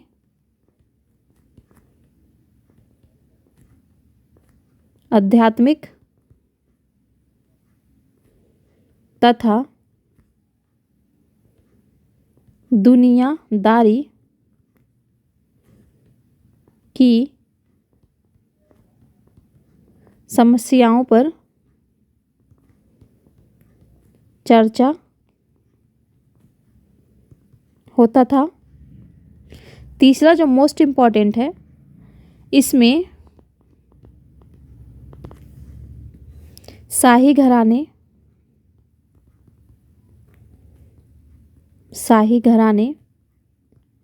के लोग, ठीक है, फिर आपके अभिजात लोग और आम लोग भी शामिल होते थे। वहाँ पर ये भी दिया है कि इसमें आम लोग शामिल नहीं होते थे। तो देख सकते हैं, मतलब जो आयोग है ना, वो सीधा पैराग्राफ से आपका जहाँ पे चेंज करने वाले ऑप्शन दिखेंगे उसको सीधा इसी पैराग्राफ से उठा करके क्वेश्चन बना देता है स्टेटमेंट में। और हम सोचते हैं कि क्वेश्चन आ कहाँ से गया। सारे क्वेश्चन यहीं से बनते हैं, बशर्ते आपको ये नज़रिया डेवलप करके पढ़ाई करनी होगी कि हाँ, जिस तरीके से क्वेश्चन बना है तो आगे अगर पैराग्राफ में वहाँ पर आपको एक दो चीज़ें साथ में दिख रही हैं तो आप खुद से क्वेश्चन बनाने की कोशिश कीजिए कि हाँ, यही हो सकता है, ऐसे क्वेश्चन बन सकता है, तो मुझे ये चीज़ ध्यान में रख करके चलनी होगी। यहीं से घुमाएगा। देखिए, इसी सेंटेंस में से उठा करके, इसी पैराग्राफ में से उठा करके इतना शानदार क्वेश्चन बनाया था यूपीएससी ने। जिसने एनसीईआरटी पढ़ा होगा उसने सही कर लिया होगा, बाकी जो नहीं पढ़ा होगा उनका तो डेफिनेटली वो गलत होगा ही होगा, क्योंकि 3 थे उसमें। मुझे इतना पता है कि 3 स्टेटमेंट थे और एक स्टेटमेंट उसमें से सही था, बाकी 2 को घुमा दिया था। यहीं से उठा करके बना था 3 स्टेटमेंट। आगे देखते हैं। अक्सर लोग यह समझते थे कि सूफी औलियाओं के पास चमत्कारिक शक्तियां होती हैं जिनसे आम लोगों को बीमारियों और तकलीफ़ों से छुटकारा मिल सकता है। सूफी संत दरगाह एवं तीर्थस्थल बन जाता था जहां सभी ईमान धर्म के लोग हजारों की संख्या में इकट्ठे होते थे। तो इससे कोई मतलब नहीं है, जो हमारे काम की चीज़ थी वो हमने यहाँ से निकाल लिया। अब आगे देखते हैं। मालिक प्रभु की खोज। जलालुद्दीन रूमी 13वीं सदी का महान सूफी शायर था। वह ईरान का रहने वाला था और उसने फारसी में काव्य रचना की। उसकी कृति का एक उद्धरण प्रस्तुत है। तो उद्धरण से हमको मतलब नहीं है, बस ये ध्यान रखना है आपको कि जलालुद्दीन रूमी का संबंध किससे था। जलालुद्दीन रूमी का संबंध किससे था? तो ध्यान देंगे किससे था, तो ये था सूफी शायर से। अगला फैक्ट ध्यान रखेंगे, ईरान का था ये। ठीक है। दूसरा ध्यान रखेंगे कि इसकी जो शायरी है, शायरी फारसी भाषा में है। फारसी भाषा में है। ठीक है, बाकी आप छोड़ दीजिए। अब यहाँ आते हैं उत्तर भारत में धार्मिक बदलाव। यहाँ दिया है कि 13वीं सदी के बाद उत्तरी भारत में भक्ति आंदोलन की एक नई लहर आई। यह एक ऐसा युग था जब इस्लाम, ब्राह्मणवादी, हिंदू धर्म, सूफी मत, भक्ति की विभिन्न धाराओं ने और नाथपंथियों, सिद्धों तथा योगियों ने परस्पर एक दूसरे को प्रभावित किया। हमने देखा कि नए नगरों और राज्यों का उद्भव हो रहा था और लोग अपने नए नए व्यवसाय और नई नई भूमिकाएं खोज रहे थे। ऐसे लोग विशेष विशेष रूप से शिल्पी, कृषक, व्यापारी, मजदूर इन संतों के विचारों को सुनने के लिए इकट्ठे हो जाते थे, फिर वे उनका प्रचार करते थे। तो यहाँ से कुछ भी नहीं है एग्जाम की दृष्टि से महत्वपूर्ण। उनमें से कबीर और बाबा गुरु नानक जैसे कुछ संतों ने सभी आडंबरपूर्ण रूढ़िवादी धर्मों को अस्वीकार कर दिया। तुलसीदास और सूरदास जैसे कुछ अन्य संतों ने उस समय विद्वान विश्वासों तथा पद्धतियों को स्वीकार करते हुए उन्हें सबकी पहुंच में लाने का प्रयत्न किया। तुलसीदास ने ईश्वर को राम के रूप में धारण किया। अवधि में लिखी गई तुलसीदास की रचना रामचरितमानस, अब देखिए क्या ये क्षेत्रीय भाषाओं का नहीं है? एग्जाम्पल नहीं दे सकते थे जो सर ने दिया था आपको डे 7 का जो क्वेश्चन, क्या आप दे नहीं सकते? क्षेत्रीय साहित्य में योगदान नहीं दे सकते थे इसका? यहाँ पर बहुत बढ़िया तरीके से आप डाल सकते थे तुलसीदास। अवधी भाषा में क्या लिखा इन्होंने? तो रामचरितमानस, हो गया आपका आंसर वेरीफाई। बढ़ गया आपका 1.5 नंबर, तो आपका आराम से बढ़ जाएगा आधा नंबर, तो अगर ये आप दे रहे हैं तो सारे फैक्ट फिगर यहीं से निकल के आते हैं। बशर्ते आपको यूज करने आना चाहिए कि मेंस में हमको कहाँ यूज करना है और प्री में कैसे इसका प्री को ध्यान में रख करके कैसे तैयारी करनी है।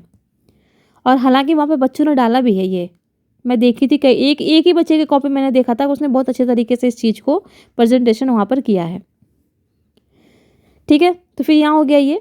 उनके भक्ति भाव की अभिव्यक्ति और साहित्यिक कृति दोनों ही दृष्टियों से महत्वपूर्ण है।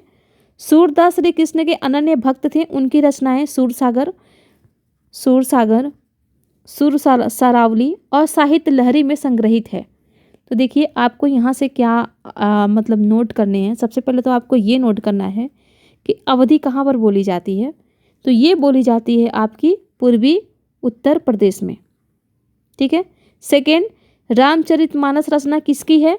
वो है तुलसीदास की।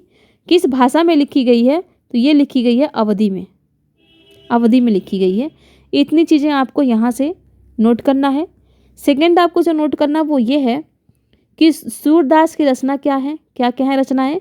तो सूरदास की जो रचनाएं हैं, एक तो है सूरसागर, दूसरा है सुर सरावली और तीसरा है साहित्य लहरी। ठीक है, ये चीज़ें हैं, यहाँ से आपको ये नोट डाउन करनी है। बाकी यहाँ आप देख सकते हैं कुछ बच्चों ने इस मैप को भी बनाया था, बिल्कुल सटीक मैप बनाया था, एकदम सेम ये सब दिखाया था कि कहाँ पर किनके द्वारा क्या क्या प्रचार प्रसार किए गए। ये सारी चीज़ें बहुत अच्छे तरीके से दिखाई गई थी। फिर है कि असम के शंकरदेव जो इन्हीं के समकालीन थे, किनके? सूरदास, ठीक है, कबीरदास, इनके समकालीन थे, ने विष्णु की भक्ति पर बल दिया और असमिया भाषा में कविताएं तथा नाटक लिखे। उन्होंने ही नामघर, कविता पाठ और प्रार्थना गृह स्थापित करने की पद्धति चलाई जो आज तक चल रही है। यानी नामघर की पद्धति किसने चलाई थी? नामघर की स्थापना किसने की थी? तो वो किए थे असम के शंकरदेव। तो यहाँ से एक तो आपको नोट करना है कि शंकरदेव हमने पहले ही पढ़ लिया कहाँ के थे, तो वो असम के थे। ठीक है, शंकरदेव द्वारा ही क्या किया गया था कि असमिया भाषा में कविताएं नाटक लिखी गई थी। शंकरदेव द्वारा ही नामघर का स्थापना करवाया गया था। तो यहाँ पर अगर हम लिखें तो नामघर किसके द्वारा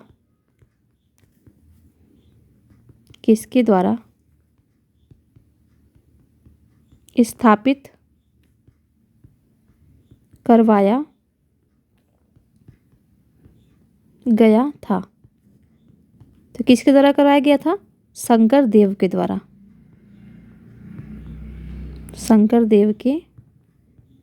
द्वारा। फिर नामघर का संबंध किससे था? तो किससे था? तो ये कविता पाठ और प्रार्थना गृह से था। बस इतना ही आपको ध्यान रखनी है। यहाँ से आगे है, इस परंपरा में दादू दयाल, रविदास और मीराबाई जैसे संत भी शामिल थे। मीराबाई एक राजपूत राजकुमारी थी जिनका विवाह 16वीं शताब्दी में मेवाड़ के एक राजसी घराने में हुआ था। मीराबाई रविदास, जो अस्पृश्य जाति के माने जाते थे, की अनुयायी बन गई। वे कृष्ण के प्रति समर्पित थीं और उन्होंने अपने गहरे भक्ति भाव को कई भजनों में अभिव्यक्त किया है। ठीक है, तो यहाँ पर भी बच्चों ने इनका भी एग्जाम्पल लिया है। ठीक है, भक्ति किससे, ये कह रहा ना कि संत शामिल थे, जैसे दादू दयाल, रविदास और मीराबाई जैसे संत शामिल थे। किस में? तो भक्ति आंदोलन की बात कर रहा है ये, इनमें ये शामिल थे। तो यहाँ से आपको जो चीज़ ध्यान रखनी है वो ये रखनी है कि जो मीराबाई थी, इनके गुरु कौन थे? वो थे रविदास। बाकी तो आप सभी को ये पता ही होगा कि ये कृष्ण भक्त थी, जहर का प्याला पी गई थी ये। ठीक है, तो यहाँ से बस इतना ही आपको ध्यान रखना है। फिर आगे देखते हैं। उनके गीतों के उच्च जातियों, रीतियों, नियमों को खुली चुनौती दी तथा ये गीत राजस्थान व गुजरात के जनसाधारण में बहुत लोकप्रिय है। इन संतों में से अधिकांश का विशिष्ट अभिलक्षण यह है कि उनकी कृतियाँ क्षेत्रीय भाषाओं में रची गईं और इन्हें आसानी से गाया जा सकता था। इसीलिए ये बेहद लोकप्रिय हुई और पीढ़ी दर पीढ़ी मौखिक रूप से चलती रहीं। प्रायः इन गीतों के प्रसारण में सर्वाधिक निर्धन, सर्वाधिक वंचित समुदाय और महिलाओं की भूमिका रही है। प्रसारण के इस प्रक्रिया में ये सभी लोग अक्सर अपने अनुभव भी जोड़ देते थे। इस तरह आज मिलने वाले गीत संतों की रचनाएं तो हैं ही, साथ साथ उन पीढ़ियों के लोगों की रचनाएं मानी जा सकती हैं जो उन्हें गाया करते थे। वे हमारी जीती जागती जन संस्कृति का अंग बन गई है। ठीक है, तो ये आप छोड़ सकते हैं पैराग्राफ। राणा के राजमहल से परे ये मीरा द्वारा रचित एक गीत है, तो इसको आप छोड़ सकते हैं। अब देखते हैं कबीर नज़दीक से एक नज़र। कबीर के बारे में।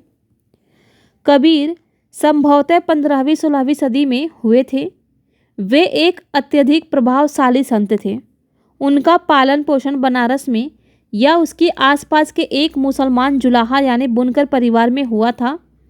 उनके जीवन के बारे में हमारे पास बहुत कम विश्वसनीय जानकारी है।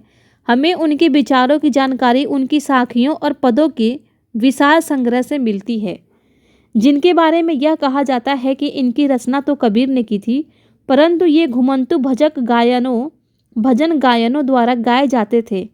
इनमें से कुछ भजन गुरु ग्रंथ साहिब, पंचवाड़ी और बीजक में संग्रहित एवं सुरक्षित है।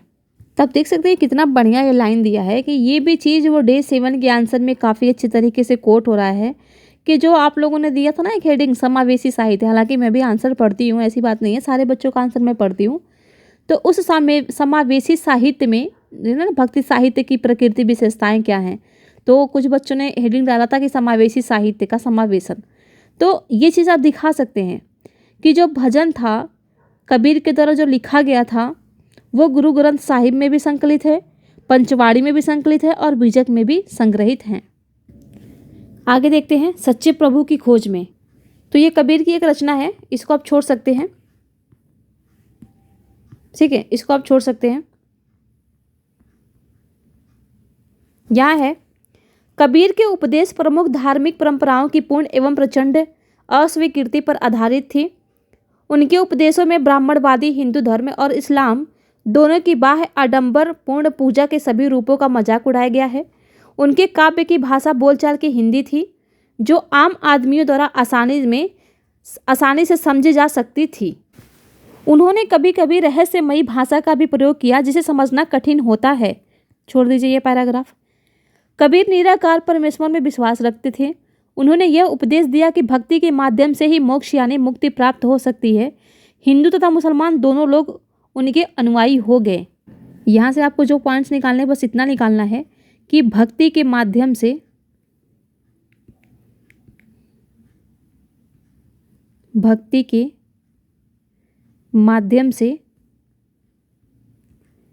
मोक्ष प्राप्ति पर बल किसने दिया? तो ये दिया था किसने? तो कबीर ने। यह कह सकते हैं कबीर द्वारा दिया गया था। बस ये ध्यान रखनी है आपको, कबीर द्वारा भक्ति के माध्यम से ही मोक्ष यानी मुक्ति प्राप्त हो सकती है, ऐसा उपदेश दिया गया था। फिर बाबा गुरु नानक नज़दीक से एक नज़र। कबीर की अपेक्षा बाबा गुरु नानक के बारे में हम कहीं अधिक जानते हैं। तलवंडी पाकिस्तान में ननकाना साहब में जन्म लेने वाले बाबा गुरु नानक ने करतारपुर में एक केंद्र स्थापित करने से पहले कई यात्राएं की। उन्होंने अपने अनुयायियों के लिए करतारपुर में एक नियमित उपासना पद्धति अपनाई, जिसके अंतर्गत उन्हीं के शब्दों भजनों में गाया जाता था। उनके अनुयायी अपने अपने पहले धर्म या जाति अथवा लिंग भेद को नज़रअंदाज करके एक साझी रसोई में इकट्ठे खाते पीते थे। इसे लंगर कहा जाता था। बाबा गुरु नानक ने उपासना और धार्मिक कार्यों के लिए जो जगह नियुक्त की थी उसे धर्मशाल कहा गया। आज इसे गुरुद्वारा कहते हैं। अब यहाँ से आपको जो ध्यान में रखना है वो एक तो ये रखना है कि तलवंडी, सबसे पहले तो यही कि गुरु नानक का जन्म कहाँ हुआ था। गुरु नानक का जन्म कहाँ हुआ था, तो ये हुआ था तलवंडी में। तलवंडी कहाँ है, तो ये है पाकिस्तान में है, ठीक है। सेकंड आपको ये ध्यान रखना है कि गुरु नानक द्वारा लंगर शुरू किया गया। अब बाद में इसी को कहा गया गुरुद्वारा। और आप सभी को पता है कि कितने ही महंगाई बढ़ जाए वहाँ पर कभी गुरुद्वारे में खाना बंद नहीं होता। और ऐसा भी नहीं है कि वहाँ केवल किसी एक धर्म के लोगों को जाने की आज्ञा होती है, वहाँ सभी धर्मों के लोग जा सकते हैं, खा सकते हैं। आगे देखते हैं। 1539 में अपनी मृत्यु के पूर्व बाबा गुरु नानक ने एक अनुयायी को अपना उत्तराधिकारी चुना। इनका नाम लहणा था, लेकिन ये गुरु अंगद के नाम से जाने गए। देखिए कितना बढ़िया फैक्ट दिया गया है कि लहणा किसका नाम था, तो लहणा गुरु अंगद का नाम था। गुरु अंगद नाम का महत्व यह था कि गुरु अंगद बाबा गुरु नानक के ही अंग माने गए। गुरु अंगद ने बाबा गुरु नानक की रचनाओं का संग्रह किया और उस संग्रह में अपनी कृतियाँ भी जोड़ दी। संग्रह में एक नई लिपि गुरुमुखी लिपि में लिखा गया, यानी जो संग्रह उन्होंने जोड़ा उसमें एक नई लिपि गुरुमुखी लिपि में लिखा। गुरु अंगद के 3 उत्तराधिकारियों में भी अपनी रचनाएं नानक के नाम से लिखी। इन सभी का संग्रह गुरु अर्जुन ने 1604 में किया। इस संग्रह में शेख फरीद, संत कबीर, भगत नामदेव और गुरु तेग बहादुर जैसे सूफियों, संतों और गुरुओं की वाणी जोड़ी गई। 1706 में इस बृहद संग्रह को गुरु तेग बहादुर के पुत्र व उत्तराधिकारी गुरु गोबिंद सिंह ने प्रमाणित किया। आज इस संग्रह को सिखों के पवित्र ग्रंथ गुरु ग्रंथ साहिब के रूप में जाना जाता है। तो यहाँ से आपको तो ये ध्यान रखना है, बस ये सब आप छोड़ सकते हैं, इन सब से कोई मतलब नहीं है। बस एक ये ध्यान रखेंगे कि लहणा किसका नाम था, तो वो था गुरु अंगद का, ठीक है। सेकंड आप ये ध्यान रख सकते हैं कि सिखों का पवित्र ग्रंथ क्या है, तो वो है गुरु ग्रंथ साहिब, ठीक है। बस इतना आपको यहाँ से ध्यान रखना है। आगे देखते हैं। 16वीं शताब्दी में बाबा गुरु नानक के उत्तराधिकारियों के नेतृत्व में उनके अनुयायियों की संख्या का विस्तार हुआ। ये अनुयायी कई जातियों के थे, परंतु इनमें व्यापारी, कृषक, शिल्पकार ज़्यादा थे। इनकी वजह से यह हो सकती है कि बाबा गुरु नानक इस बात पर बल दिया करते थे कि उनके अनुयायी गृहस्थ और उपयोगी व उत्पादक पेशों से जुड़े हों। अनुयायियों से यह आशा भी की जाती थी कि वे नए समुदाय के सामान्य कोष में योगदान देंगे। तो ये भी आप छोड़ सकते हैं, ठीक है। 17वीं शताब्दी के प्रारंभ में केंद्रीय गुरुद्वारा हरमंदर साहब के आसपास रामदासपुर शहर विकसित होने लगा था। प्रशासन में यह वस्तुतः स्वायत्त था। आधुनिक इतिहासकार इस युग के सिख समुदाय को राज्य के अंतर्गत राज्य मानते हैं। मुगल सम्राट जहांगीर इस समुदाय को एक संभावित खतरा मानता था। उसने 1606 में गुरु अर्जुन देव को मृत्युदंड देने का आदेश दिया। तो जहांगीर ये कलंक था इसके नाम पे, इसने गुरु अर्जुन देव को मृत्युदंड का मतलब दिया था, सजा दिया था, ठीक है। 17वीं शताब्दी में सिख आंदोलन का राजनीतिकरण शुरू हो गया, जिसका दूरगामी परिणाम यह हुआ कि 1699 में गुरु गोबिंद सिंह के खालसा की संस्था का निर्माण किया।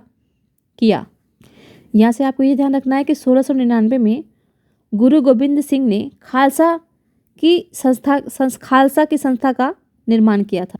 और ये खालसा पंथ के नाम से जाने वाला सिख समुदाय अब एक राजनीतिक सत्ता बन गया।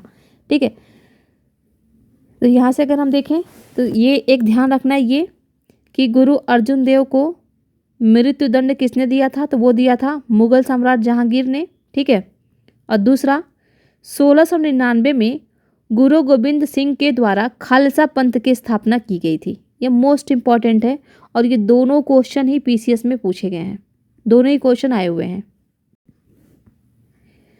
16वीं और 17वीं शताब्दियों की बदलती हुई ऐतिहासिक परिस्थितियों ने सिख आंदोलन के विकास को प्रभावित किया। शुरू से ही बाबा गुरु नानक के विचारों का सिख आंदोलन पर गहरा प्रभाव पड़ा। उन्होंने एक ईश्वर की उपासना के महत्व पर जोर दिया। उन्होंने आग्रह किया कि जाति, धर्म अथवा लिंग भेद मुक्ति प्राप्ति के लिए कोई मायने नहीं रखते हैं, ये भी छोड़ सकते हैं। फिर यहाँ आते हैं, उनके लिए मुक्ति किसी निष्क्रिय आनंद की स्थिति नहीं थी, बल्कि सक्रिय जीवन व्यतीत करने के साथ साथ सामाजिक प्रतिबद्धता की निरंतर कोशिशों में ही निहित थी। अपने उपदेश के सार को व्यक्त करने के लिए उन्होंने 3 शब्दों का प्रयोग किया, नाम, दान और स्नान। नाम से उनका तात्पर्य सही उपासना से था, दान का तात्पर्य था दूसरों का भला करना और स्नान का तात्पर्य था आचार विचार की पवित्रता। आज उनके उपदेशों को नाम जपना, कीर्त करना और वंड छकना के रूप में याद किया जाता है।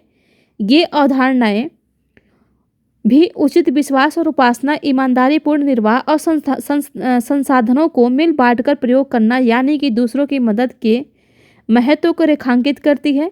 इस तरह बाबा गुरु नानक के समानता के विचारों के सामाजिक राजनीतिक मायने थे। शायद इसी बात से हमें बाबा गुरु नानक और उनके अनुयायियों के इतिहास और कबीर, रविदास एवं दादू जैसे संतों और उनके अनुयायियों बाबा गुरु नानक के विचारों के काफ़ी करीब थे। अनुयायियों के इतिहास में फ़र्क को समझने में मदद मिलती है। तो ये सब आप छोड़ सकते हैं। यहाँ से बस इतना ध्यान रखेंगे कि बाबा गुरु नानक के जो विचार थे वो किन शब्दों से प्रभावित थे। तो एक तो नाम, दान और स्नान। नाम से तात्पर्य क्या था, सही उपासना। दान का तात्पर्य था दूसरों का भला करना और स्नान का तात्पर्य था आचार संहिता की पवित्रता। ठीक है, और आज जो वर्तमान में इनके उपदेशों को जाना जाता है किस नाम से जाना जाता है, नाम जपना, कीर्त करना और वंड छकना, इसके नाम से जाना जाता है। तो ये 3 चीज़ें आप वो कर लेंगे। गुरु नानक के उपदेश थे,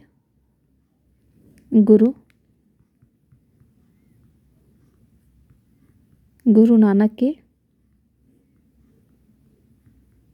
उपदेश हैं ये। ठीक है, ये देख लेंगे। यहाँ मैं लिख दूँ दान, नाम, दान और स्नान। वर्तमान में क्या बोलते हैं आज हम, वर्तमान में इसको बोलते हैं नाम जपना, नाम जपना और कीर्त करना, कीर्त करना और वंड छकना, वंड छकना। ठीक है, तो बस यहाँ से यही आपको ध्यान रखनी थी। ये देखते हैं मार्टिन लूथर और धर्म सुधार आंदोलन। 16वीं सदी का समय यूरोप में भी एक धार्मिक अंतःक्षोभ यानी उथल पुथल का सकाल था। तब ईसाई धर्म में अनेक परिवर्तन हुए, जिन्हें लाने वाले महत्वपूर्ण नेताओं में से एक थे मार्टिन लूथर। लूथर ने यह महसूस किया कि रोमन कैथोलिक चर्च के अनेक आचार व्यवहार बाइबिल की शिक्षाओं के विरुद्ध जाते हैं। लूथर ने लैटिन भाषा की बजाय आम लोगों की भाषा के प्रयोग को प्रोत्साहन दिया और बाइबिल का जर्मन भाषा में अनुवाद किया। वे दंड मोचन की उस प्रथा के घोर विरोधी थे जिनके अंतर्गत पाप कर्मों को क्षमा कराने के लिए चर्च को दान दिया जाता था। छापे खाने के बढ़ते हुए प्रयोग से उनकी रचनाओं का व्यापक रूप से प्रचार प्रसार हुआ। अनेक प्रोटेस्टेंट ईसाई संप्रदाय अपना उद्भव लूथर की शिक्षाओं में ही खोजते हैं। तो इससे कोई भी फैक्ट निकल के नहीं आ रहा है हमारे पास जो एग्जाम की दृष्टि से महत्वपूर्ण हो। जो था वो हमने देख लिया काफ़ी अच्छे तरीके से। बाकी इसको देख लेते हैं एक बार। ये तो आप लोग तो ऐसे ही कर ले जाएंगे। अगर आपने बहुत अच्छे तरीके से कॉन्सेंट्रेट हो करके आपने चीज़ों को समझा है, जिस तरीके से मैं आपको क्वेश्चन बना करके बताई हूँ, तो ये तो आप मतलब 10 सेकंड भी नहीं लगेंगे आपको ये चीज़ करने में। जैसे कि अगर हम देखें तो अभी देखिए जो चीज़ आपको ट्रिक के माध्यम से समझाया गया उसी के अनुसार अगर हम करें तो नैनार कौन थे, तो मैंने बताया था आपको, ये शिव के उपासक थे। अलवार ये विष्णु की पूजा करते थे, विष्णु के उपासक थे। निजामुद्दीन औलिया अभी हमने देखा ये सूफी संत थे, बाकी अन्य को भी हमने देखा था।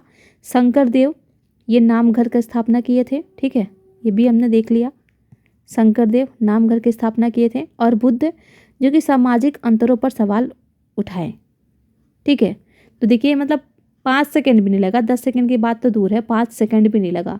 और मैं ऐसा नहीं है कि इसको मैं तैयार करके आपको पढ़ा रही हूँ, जो पढ़ा है मैंने वही किया है।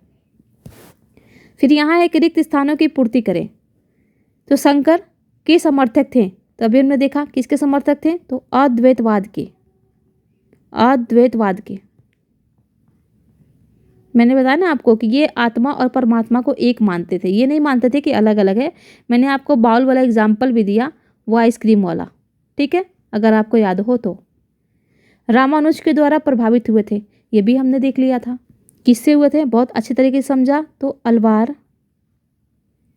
अलवार संतों के द्वारा। नोट में जो आपको जो साइड साइड में मैं नोट्स बनाते हुए चली ना, तो वहाँ पर भी ये सारी चीज़ें दी गई है। अलवार संतों के द्वारा ये प्रभावित हुए थे। फिर ये मैंने वीर शैव के समर्थक के उसमें भी बताया मैंने आपको, जिसमें कि कौन कौन थे, तो एक तो बसवन्ना थे, बसवन्ना मैंने हालांकि डे 7 के प्रश्न के माध्यम से भी बताया आपको। बसवन्ना थे, एक अलम्मा थे, और फिर एक अक्का देवी थी, महिला सशक्तिकरण वाला मैंने दिया आपको, अक्का देवी वीर शैव मत के समर्थक थे।